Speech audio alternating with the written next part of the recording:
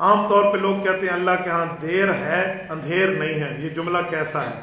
مفتیان کرام اپنی رائے دیں گے. میری رائے میں اگر کوئی جان بوجھ کے جملہ کہتا ہے تو یہ کفریہ ہے، کیونکہ دیر یہ عیب ہے، اور اللہ علم لذات الواجب الوجوب المستجمع لجمیع الصفات المنزہ عن النقصان والزوال.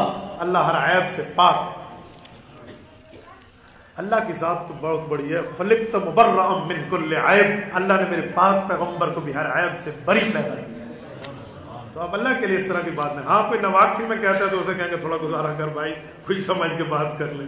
مفتی صاحب پلاسٹک کی ٹوپی سے نماز ہوتی ہے، پلاسٹک کی جراب سے نماز ہوتی ہے؟ پلاسٹک کی ٹوپیاں لے کر آ گئے. میں حیران ہوں، پلاسٹک کی ٹوپی سر پہ رکھتے ہیں. بھائی ٹوپی اتار کے نماز پڑھو پھر بھی ثواب کم ہوگا، نماز ہو جائے گی.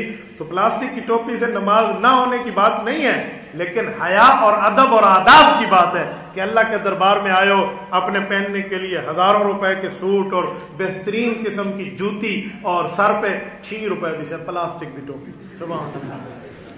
او یو آ کسی 5 روپے دے اچھے جائیں بسکٹ گھنٹا 5 روپے دے تو وہی اچھے جائیں. یہ ایک خرید تے بیا حلوے دی تے وچ کشمش گتی ودی ہو. تو بھائی یہ آپ پلاسٹک کی ٹوپیاں کہاں سے؟